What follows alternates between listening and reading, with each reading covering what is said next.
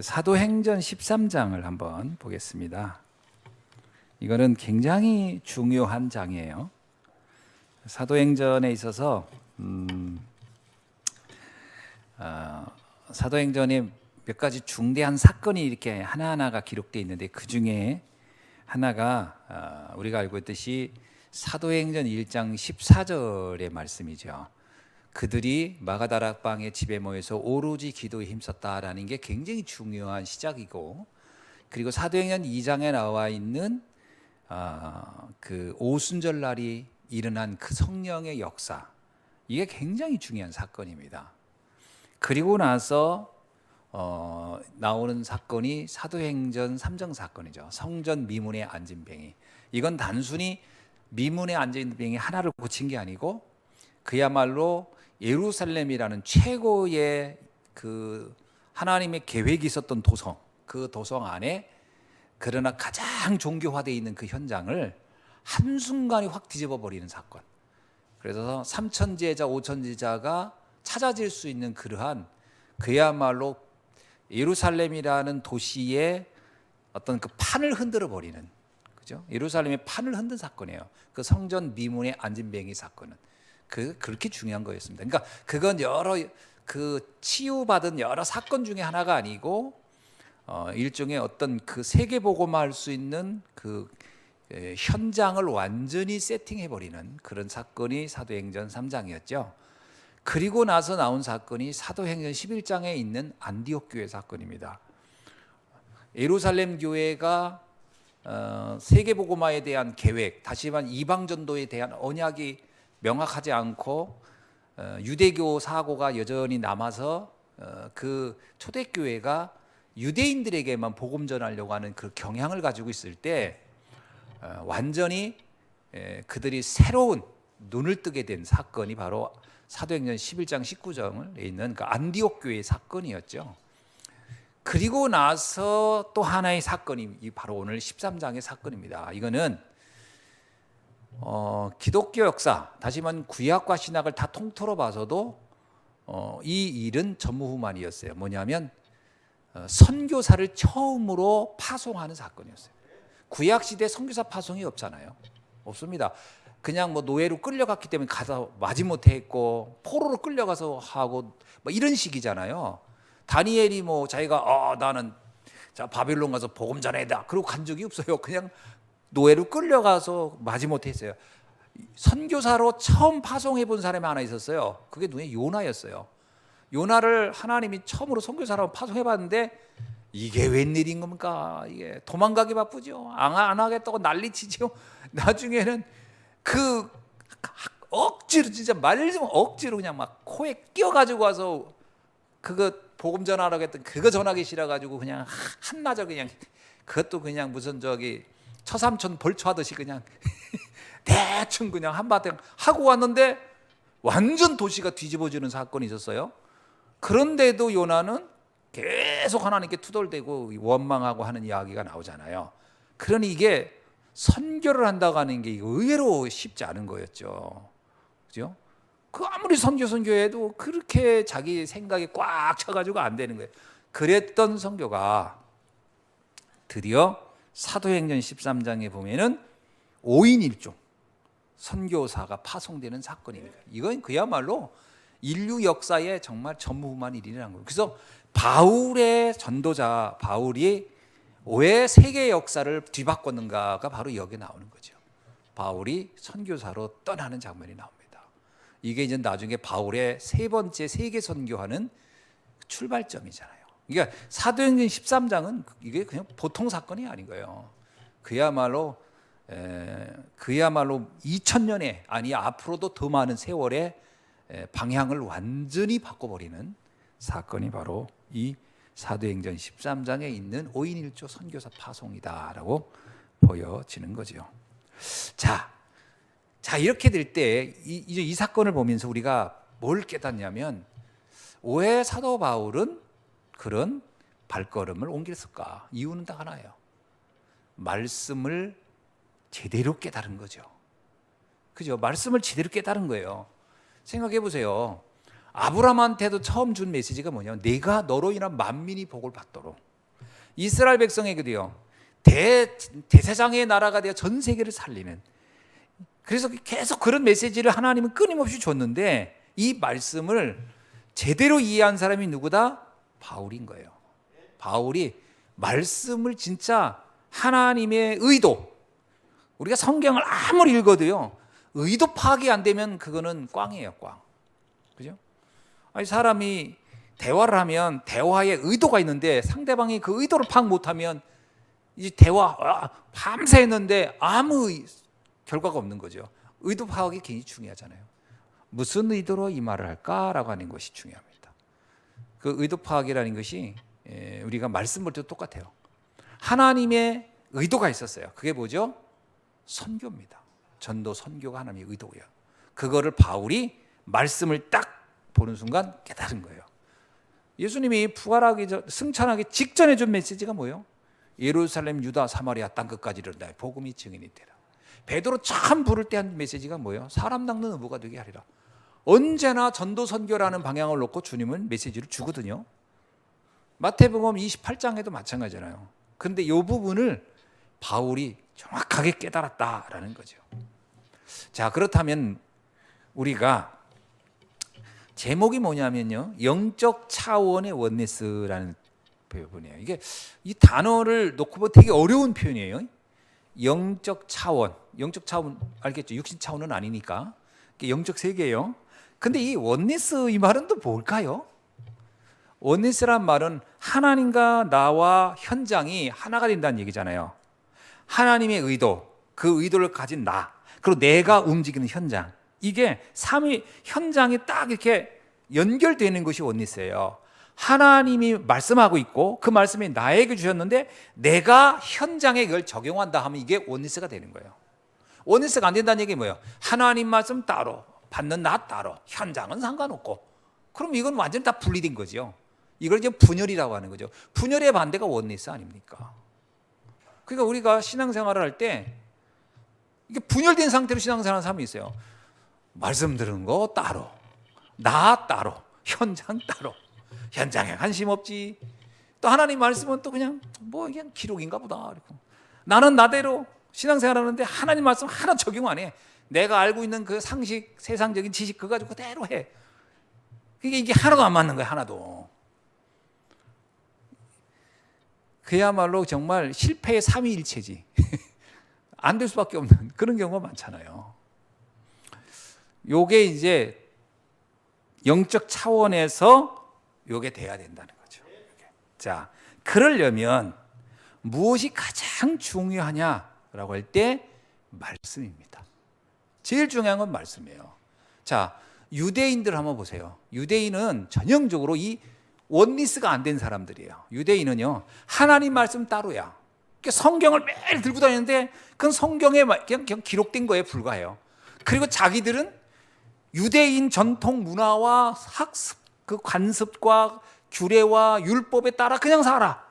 현장은 죽든지 말든지 세계가 어떻게 되든지 아무 상관없어. 오직 우리 유대인만. 그러니까 이게 아무것도 안 맞는 거예요. 말씀, 나, 현장이 유대인들은 하나도 안 맞아 버렸어요.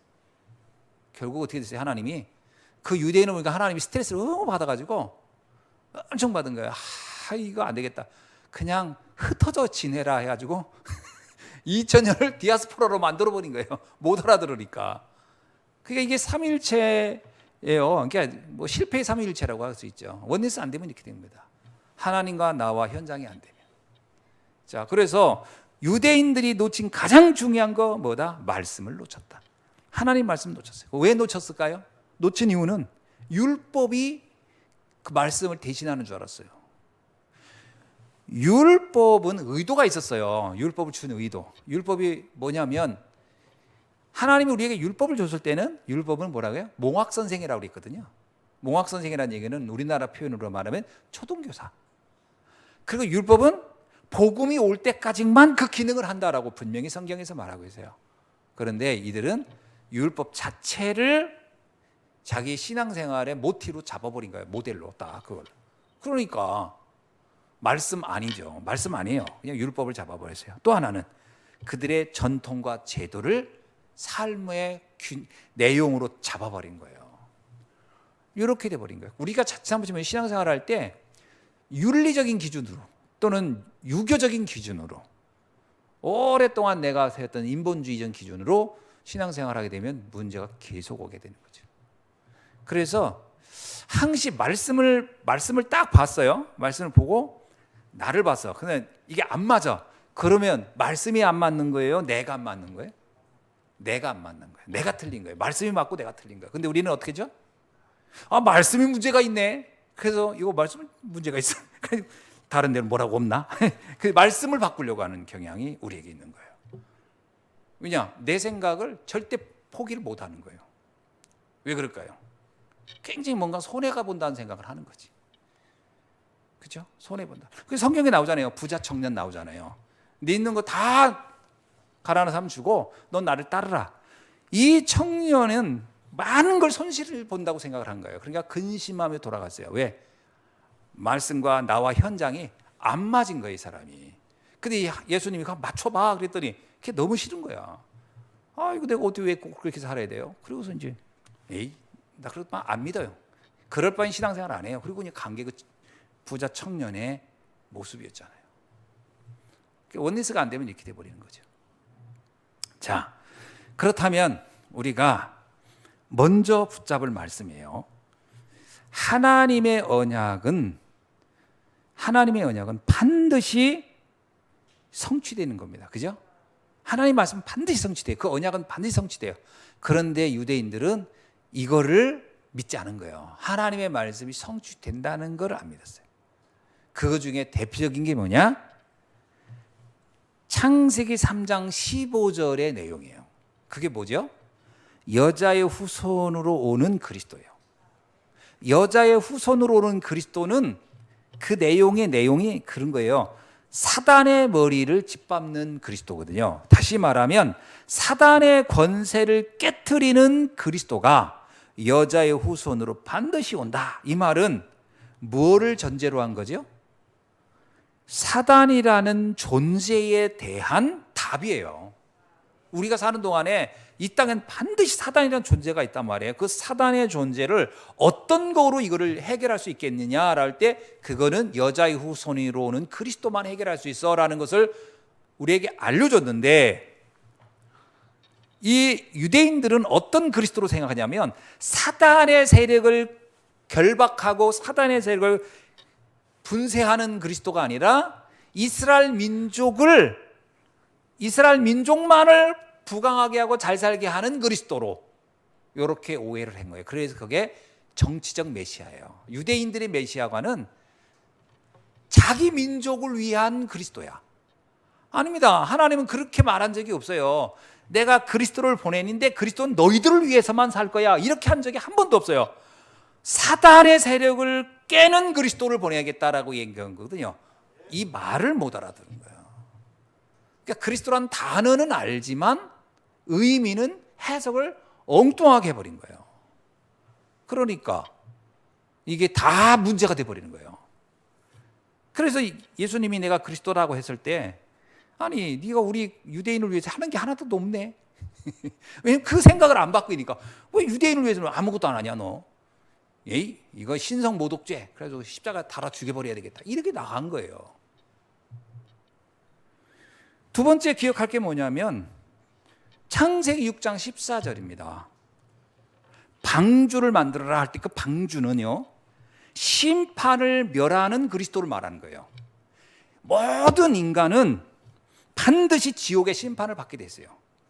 홍수 심판은 인류가 모든 사람이 받는 지옥의 심판을 말하는 거거든요. 모든 사람은 지옥 심판을 받는 거예요. 근데 그 홍수에서 빠져 살아남는 사람은 방주 안에 든 사람만 살아남았어요. 그 얘기가 뭐예요? 그리스도라고 하는 것은 이 심판, 지옥의 심판을 해결한 유일한 해결자예요. 인간이 지옥에 안 가는 유일한 방법은 그리스도를 알 때가 안 가는 거예요. 그리스도를 깨달아 그 안에, 그리스도 안에 있으면. 근데 유대인들은 그렇게 생각 안 한 거예요. 유대인은 뭐라고 하면 네가 유대인으로 태어났으면 지옥 안 가. 그게 선민사상이에요. 유대인으로 태어났으면 지옥 안 가는 거야. 그리스도 믿어서 지옥 안 가는 게 아니고 유대인으로 태어났으면 됐어. 선민. 하나님은 우리를 그냥 무조건 우리를 축복할 거야. 우리는 쉽게 말하면 따놓은 당상이야. 우리는 그냥 천국 그냥 프리패스로 가. 이렇게 해버린 거예요. 이게 선민사상이란 말이에요. 그 방주, 노아의 방주, 그 방주의 의미를 전혀 이해를 못한 거예요. 이번에 아르메니아 갔더니 아르메니아가 아라랏산 밑에 있는 사람들 아닙니까? 아라랏산은 노아의 방주가 거기에는 모든 제품이 다 노아 아니면 아라랏산이에요. 다 나한테 맨날 기념품 주는 게 아라랏산 그림만 줘. 아이고, 아니 난 그거 그만 받고 싶어. 근데 계속 그거 줘. 그냥 요거 올 때도 뭐 요만한 얄궂은 뭐 석고로 만든 접시에다가 아라랏산 그림. 오다 보니까 또 눌려가지고 깨졌어. 아니 난 그런 거 안 줬으면 좋겠는데 지금 주는데 안 받을 수도 없고.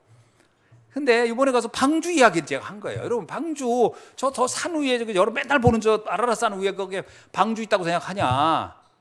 그 의미가 아니다. 그 방주 찾으러 뭐 누가 헬리콥터 타고 올라갔다는 둥 뭐 올라간 그 쓸데없는 짓 하지 말아라. 중요한 거는 그리스도가 홍수라는 전 인류가 다 겪어야 할 지옥의 심판을 멸하는 그것에 해결되는 거기서 구원받는 유일한 방법이 그리스도 안에 있는 것이다라는 것이 뜻이다 그랬어요.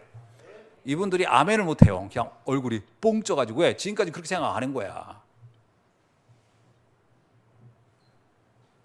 그렇게 상상을 해본 적이 없는 거야. 방주가 그리스도라는 생각을 해본 적이 없는 거예요. 그리고 홍수가 전 인류의 지옥의 심판을 의미하는 거라니까. 이것도 나중에는 그 아라이 목사님 사모님이 나한테 와서 묻더라고요. 목사님, 그 방주가 그리스도라는 게 어디 나와요? 그게 어디 나와요? 성경 잘 보자. 성경을 쭉 보니까 그 성경에 나오거든요. 그 성명이 설교 이게 설명하는 거예요.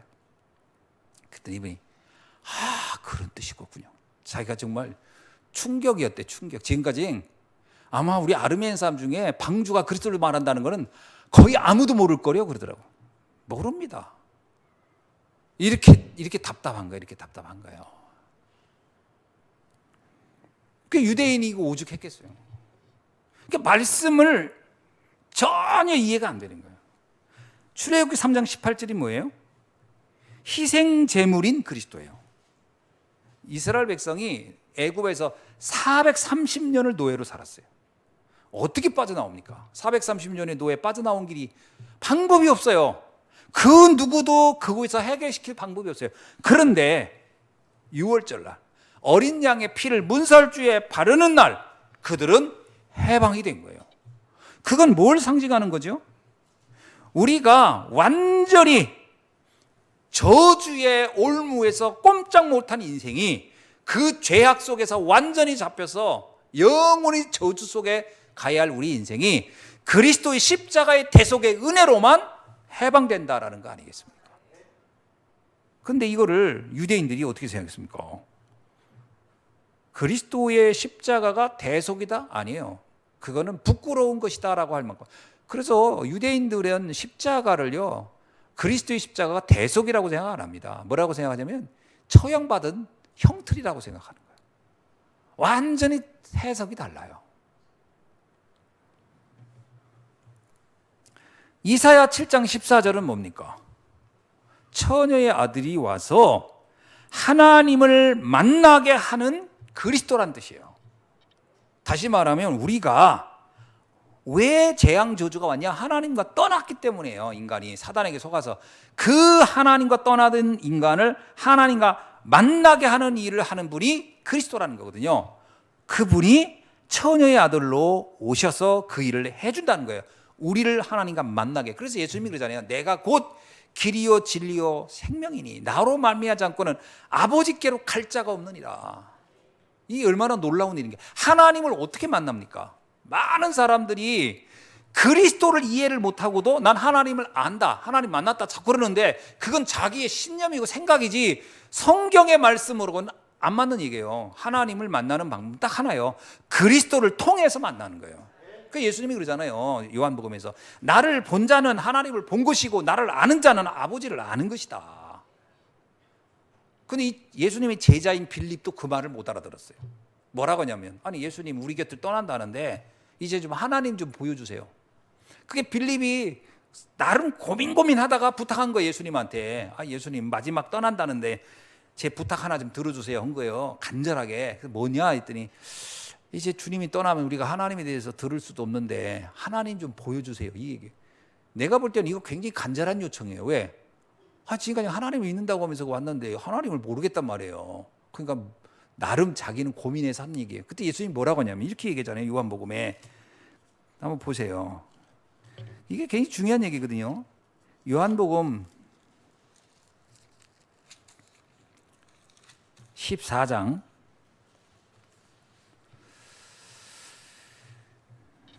6절을 8절을 보세요. 14장 8절. 빌립이 이르되 주여 아버지를 우리에게 보여주옵소서. 그리하면 족하겠나이다.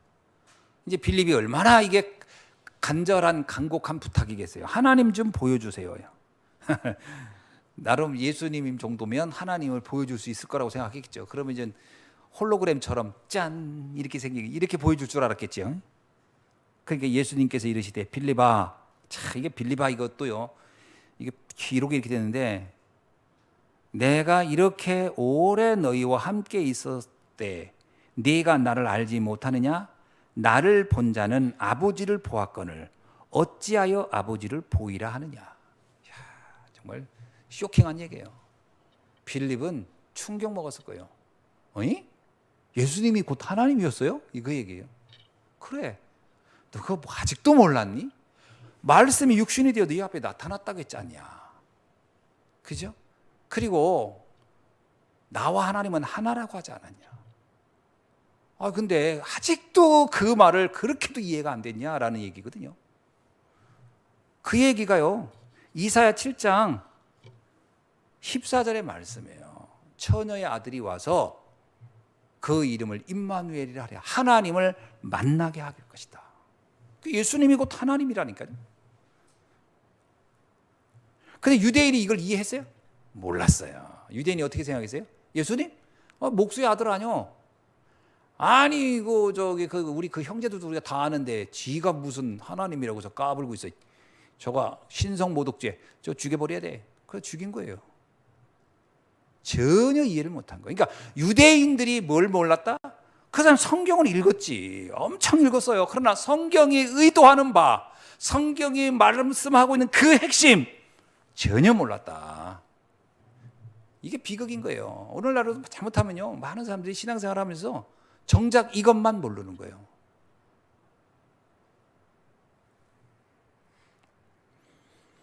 그래서 유대인들은 어떻게 하나님 만나는 줄 알았어요? 유대인은 하나님 이렇게 만나는 줄 알았어요. 자기들이 율법을 잘 지키면 하나님이 만나주는 줄 알았어요. 제도와 절기를 잘 지키면 하나님이 자기들을 만나주는 줄 알았어요. 그렇게 하나님 만난다는 얘기가 한 군데도 없어요. 예수 그리스도를 통해서 하나님 만나는 거예요. 이거를 몰랐다는 거예요.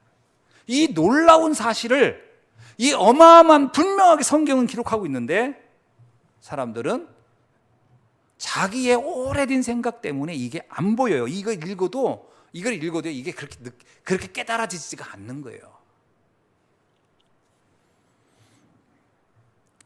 드디어 마태복음 16장 16절을 됩니다. 예수님이 자기 눈앞에 있어요. 무리를 걷기도 하고 죽은 자를 살리기도 하고 뭐 오병이의 기적도 행하고, 그러면 좀 눈치가 있으면 이분은 평범한 사람이 아닌데 이래야 될 거 아니에요. 아무도 그걸 이해를 못했어요. 그 예수님이 어느 날 가이사라 빌립보 지방에서 물어봤잖아요. 사람들이 나를 어떻게 여기고 나를 따라오는지 가서 한번 다 점검 좀 해봐라. 제자들이 가서 물어봤더니 아이고 사람들이 전부 다 예수님이요 에레미야 같다랍니다. 세례 요한 같답니다. 선지자 중에 한 명 같다랍니다. 뭐 이런 식으로 엘리야 같답니다. 전부 다 자기 나름대로 생각하고 예수님을 믿고 있었던 거예요. 그 예수님이 제자들을 묻잖아요. 그럼 너희들은 어떻게 생각하고 나를 지금 따랐냐? 그때 베드로 대답합니다. 주님이 그리스도시요 살아계신 하나님의 아들이십니다. 예수님, 내 앞에 계신 예수님이 나의 주님이란 얘기는 로드, 주인이란 뜻이에요. 내 눈에 계신 앞에 있는 당신은 나의 주인이시고, 어떤 주인이 인생의 주인이시고, 그분은 하나님이 육신이 되어 우리에게 오신 바로 그리스도이십니다. 이렇게 베드로가 고백한 거예요. 그 베드로가 그 고백을 하니까 예수님 뭐라 그런가? 바요나 시몬아, 네가 어떻게 이걸 알았냐? 그렇죠. 예수님 볼 때는 베드로가 이걸 알 만큼 지혜로운 애가 아닌데 이걸 알았단 말이에요. 이야, 너 대단하다. 어떻게 알았냐 이걸 그런 거예요. 이거는 육신적으로는 내가 알 수 있는 게 아니었다. 하나님이 알게 했구나. 성령이 너로 하여금 그 깊은 세계를, 그 영적 세계를 깨닫게 해줬구나. 그러면서 바요나 시모나, 이제 네 믿음 위에 교회가 세워질 것이고, 이 교회 위에, 이 교회는 음부의 권세가 감당도 못하고 이걸 무너뜨리지 못할 뿐만 아니라 넌 천국 열쇠까지 넌 갖게 될 것이다. 이 어마어마한 선물을 주시잖아요. 과연 이걸 유대인들이 알았냐? 몰랐어요. 몰랐습니다. 그러니까 유대인의 가장 큰 비극은 뭐냐? 말씀의 핵심을 몰랐다라는 거예요. 말씀의 핵심을 몰랐다. 그러니까 이렇게 예수님을 모르니까 사실은 이들이요, 그리스도가 어떤 분인지에 관한 것도 다 오해하고 있었어요. 유대인들에게서 그리스도는 어떤 거죠? 유대인들도요, 메시아 사상이라고 해서 메시아를 늘 기다렸거든요. 근데 유대인들에게 기다린 그리스도, 메시아는 어떤 메시아였죠? 자기 유대인, 유대민족을 구출해내고 유대민족을 이렇게 강대국으로 만들 수 있는 영웅으로서의 그리스도를 생각했어요. 이게 얼마나 비극적인 일입니까? 예수님이 유대인 한 민족을 축복하려고 이 땅에 온 게 아니잖아요. 그러니까 예수님이 십자가에서요, 마태복음 19장 30절에 보면 다 이루었다라고 할 때 그 말의 의미를 절대 이해 못한 거예요. 예수님이 뭘 이뤘다는 얘기일까요? 오늘날 잘못하면요, 성도님들도 유대인처럼 그렇게 해석하기 쉬워요. 예수님은 다 이뤘다고 했는데 우리는 이렇게 생각해요. 이루긴 뭐가 이루어졌지? 뭘 다 해결했단 말이지? 나는 아직도 해결 안 된 게 너무 많은데? 뭐가 해결 안 된 걸까요? 일단 해결 안 된 걸 따져보면 돈이 해결이 안 됐어. 돈이 일단 늘 모자라. 두 번째, 건강이 잘 해결이 안 됐어. 맨날 여기 아파 이렇게. 예수님 아무리 믿어도. 세 번째, 인간관계가 해결이 안 됐어. 왜 이렇게 이게 뭐 갈등하는 사람이 이렇게 내 주변에 많을까? 자, 이러면서 우리는 뭐냐면 해결이 안 됐다고 생각하거든요. 자, 한번 인간의 영혼이라는 걸 놓고 생각해 봅시다. 영혼이라는 걸 놓고 보면 모세를 놓고 생각합시다. 모세가 돈을 많이 벌었을까요? 물론 좀 장수는 좀 했지만 자녀하고 오손도손 사는 삶이 있었었나요? 그런 거 별로 없었습니다. 잘 보세요. 그러면 모세는 덜 이루어진 인생을 살다 갔나요? 아니에요. 완벽한 인생을 다 살고 갖고 영원히 살고 있는 거예요. 뭘 의미하죠? 하나님이 우리에게 약속하는 것은 영원이란 시간 속에서의 약속이에요. 영원이란 축복 속에서. 그거에 비해서 내가 말하는 돈, 건강, 이거는 찰나에 잠깐 쓰고 사라지는 것들이에요. 맞잖아요. 돈 하지만 그 돈 많았던 부자들도 다 찰나에 잠깐 쓰고 다 사라졌어요. 그게 그렇게 대단한 게 아니에요. 건강? 언젠가는요, 아무리 건강해도 늙으면 또 떠나야 돼요. 불로장생 별거 다 먹어도 죽어야 될 때는 죽어야 돼요. 그거 안 죽으려고 몸부림칠 이유도 없어요. 그러니까 일찍 갈 수도 있고 늦게 갈 수도 있어요. 20대 갈 수도 있고 50대 갈 수도 있고 80대 갈 수도 있고 100대 갈 수도 있어요. 그러면 20대 간 사람은 불행한 거고 100세 가는 건 축복입니까? 어차피 인생은 언젠가 떠나요. 중요한 건 내가 영원한 시간, 영원한 생명을 얻었느냐 안 얻었느냐가 중요한 거예요. 맞아요, 안 맞아요? 영생이라는 것을 얻었느냐가 더 중요한 것이지. 가끔요, 장수하는 분들 있더라고요. 보시죠, 여러분. 장수하는 분들. 100세까지 사시는 분들. 좋습니다. 오래 사니까 그분에게 가서 아이고 장수해서 복이 시네 하지만 본인이 내 장수한 것 때문에 나는 행복합니다라고 하는 사람은 많지 않을 거예요. 여러분, 사람이라는 게, 행복이라는 게 여러 가지가 다 구비돼야 돼요. 육신적인 것도. 단지 오래 살기만 해서 행복한 건 아니에요. 계속 인간관계 계속 안 좋은데 오래 살아보세요. 그것도 보통 일은 아니에요. 돈이 많은 게 그 행복입니까? 그 돈 때문에 계속 갈등이 일어나 보세요. 가족들 간에, 형제 간에.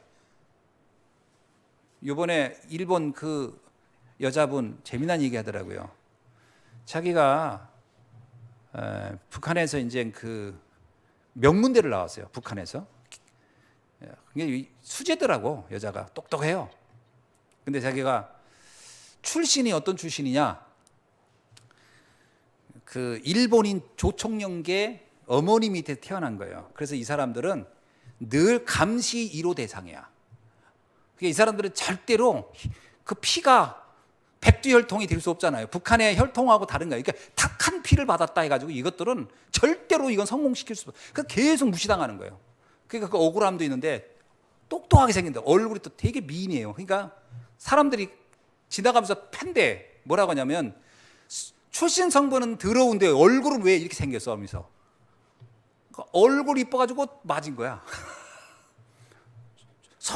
성분은 제일 천민인데 얼굴은 그럴듯하고 생겼다고 해서 나도 얼굴 봤더니요 잘 생겼어요. 몸이 얼굴이 그것 때문에 고통을 너무 당했더라고. 근데 머리가 너무 좋아가지고 그 공부로 승승장구한 거예요. 자기는 공부로 막 일을 가면서. 그래서 북한에서요 한 달에 200불이면은 정말 잘 살고요. 400불이면 진짜 부자 소리 들었대요. 400불. 근데 자기가 얼마까지 벌었냐? 충격이더라고. 7,000불.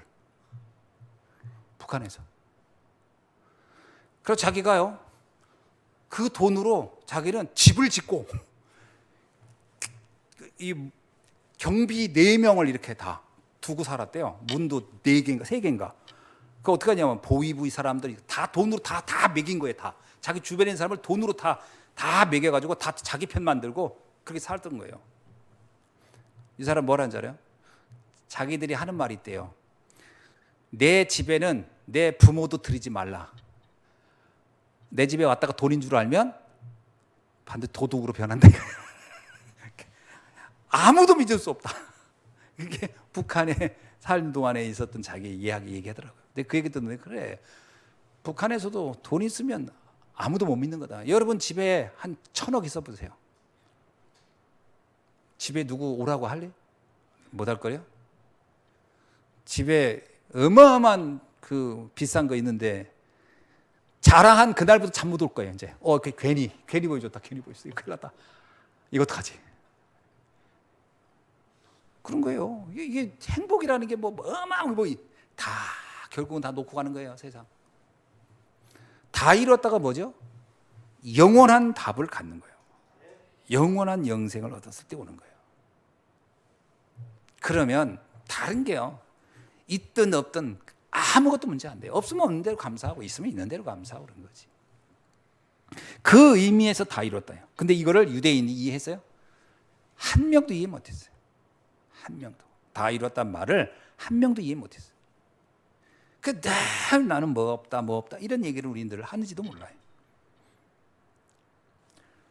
또 하나는 사도행전 1장 3절입니다. 하나님의 나라라고 하는 것이 과연 이해가 됐을까? 예수님께서 그러잖아요. 하나님의 나라의 일을 40일간 얘기했다는데 과연 하나님 나라라는 게 이해가 얼만큼 됐을까? 이거 이해 못하거든요. 하나님 나라라는 것은요 쉽게 말하면 에덴의 모델 아닙니까? 에덴과 하나님 나라는 같은 말이에요. 자 그러면 하나님 나라가 어떻게 우리 안에 하나님 나라를 오해해요. 아무것도 문제가 없는 상태가 딱 되는 것을 하나님 나라라는데 맞습니다. 아무것도 문제가 되지 않는 내 영적 상태가 되면 그 에덴이 되는 거예요. 문제가 없어서가 아니라 문제가 되지 않으면 돼요. 무슨 얘기야? 가난 상관없어. 부자 상관없어. 건강 상관없고 질병 상관없고 이렇게 되면 이 사람은 에덴이에요. 잘 이해하세요. 지금 제 말이 좀 어려울 수 있을 겁니다. 유대인들은 하나님의 나라를 어떻게 이해했냐면요 강대국이 돼서 다른 약소 국가가 우리를 침범하지 못하고 완벽하게 제국주의처럼 탁 힘을 키워서 전쟁을 막아낼 수 있으면 하나님 나라가 임한 거라고 생각했어요. 이게 유대인이 생각한 하나님 나라였어요. 예수님은 그렇게 말하지 않았어요. 뭐라고 얘기했죠? 누가복음 17장 20절로 21절에서 이렇게 말했어요. 바리새인들이 하나님 나라가 어떤 때 임합니까? 라고 묻거늘 예수님께서 대답하여 이르시되 하나님의 나라는 볼 수 있게 임하는 것이 아니요. 볼 수 있게 지금 눈으로부터 강대국이 만들어지고 막 이런 게 아니요. 뭐라고요? 또 여기 있다 저기 있다가 하지도 못하리니 하나님의 나라는 어디 있다고요? 너희 안에 있느니라. 네가 어떤 눈을 가지고 어떤 참된 비밀을 가지고 누리느냐가 하나님의 나라 에덴이냐 아니. 여러분 하나님과 함께하는 삶이 에덴인 거예요. 우리가 에덴에 대한 오해를 진짜 많이 해요. 그래서 마태복음 12장 28절에 뭐라고 얘기하죠? 내가 하나님의 성령을 힘입어 귀신을 쫓아내는 것이면 하나님의 나라가 이미 너에게 임하였느니라. 여기서 귀신을 쫓아낸단 말이 뭐예요? 무당 쫓아내듯이 귀신아 물러가라 그러면 하나님 나라 임한다 이 말입니까? 귀신의 역사가 어떤 거죠? 분쟁. 귀신의 역사가 뭐예요? 원망. 귀신의 역사가 뭡니까? 분노. 귀신의 역사가 뭡니까? 늘 근심, 걱정, 짜증 뭐 이런 것들이 어쩌면 사단이 우리에게 주는 모든 것이 상처가 되고 문제가 되는 것은 귀신의 역사예요. 맞죠? 서로 다투지 말아라. 해가 지기 전에 풀어라. 마귀에게 틈을 내주지 마라. 이런 거 사단이 어떻게 우리를 공격합니까? 그러면 우리가 귀신을 쫓아냈다는 얘기는 뭐예요? 그 어떤 상황에서도 내가 걸려들지 않아. 어떤 경우도 문제가 되지 않아. 요셉은 형들이 자기를 미워해서 노예로 팔았어요. 요셉은 거기에 걸려들지 않아요. 그래서 요셉의 현장은 하나님의 나라가 임했던 거예요. 이해가 됩니까? 하나님 나라가 뭔지. 요셉이 힘을 가지고 형들 다 복수하고 아무도 나를 건드리지 못하게 딱 해놓았더니 하나님 나라가 임했다가 아닙니다. 그건 재앙을 심고 있는 것이지 하나님 나라가 아니죠. 하나님 나라는요 귀신의 역사를 완전히 굴복해버리는 거예요. 쫓아내버리는 거예요. 아무것도 문제 안 돼야 돼요. 다윗이 그렇게 고백하잖아요. 시편 23편에서 여호와는 나의 목자시니 난 부족함이 없다. 사울왕이 나를 죽이려고 그렇게 해도 나는 아무것도 문제되지 않아. 그렇기 때문에 다윗은 에덴을 누렸고요 하나님 나라를 누리고 있었다는 겁니다. 이해되시죠? 하나님 나라가 어떤 것인지. 이거는 뭐 감옥에 있으면서 하나님 나라 누릴 수 있지만 왕궁에 있으면서 지옥을 누릴 수도 있어요. 자 보세요. 다윗은 사울왕한테 쫓기면서 하나님 나라를 누렸지만 왕궁에 있던 사울왕은 다윗을 죽이려고 쫓아다니면서 그는 지옥을 누렸어요. 이렇게 되는 겁니다. 어떤 환경이 하나님 나라냐 천국이냐가 지옥이냐가 아니에요. 내가 어떤 상태냐라는 거예요. 어떤 상태냐. 많은 사람들은 자기 상태는 다 무너져 있으면서 뭐 돈 좀 갖다 놓고 뭐 하면 하나님 나라 되지 않을까.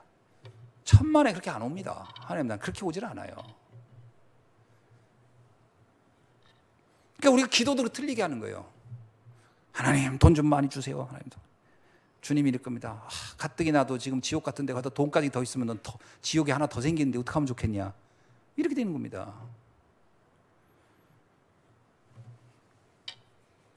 사도행전 2장 1절로 47절을 한번 보세요. 이렇게 성취된 그리스도가 이해가 딱 되니까 어떤 일이 일어나죠? 15나라 사람들이 찾아오기 시작하는 거예요. 사람들이 왜 찾아왔죠? 도움이 필요하니까. 그런 겁니다. 전도는 이때 되는 거예요. 그리스도를 누리고 있으면 전도가 되게끔 돼 있어요. 찾아오는 겁니다. 사람들은 지금 돈도 가져봤는데 이것도 아닌 것 같고 저것도 가져봤는데 이것도 아닌 것 같고 그런 거예요. 이번에 어제도 그 얘기했는데 어떤 그 장로님이 돈이 얼마나 많은지 이분이 뭔가 의미 있는 일을 해야 되겠다 했는데 해가지고서 10억 들여가지고 그 얘기 듣고 좀 하도 어이없던 10억 들여가지고 이승만 대통령 동상 하나 만들어 놓고 10억 들여가지고 박정희 대통령 동상 하나 만들었대요. 근데 사람들이 하도 반대해가지고 세울 데가 없어가지고 창고에 지금 4년째 있대.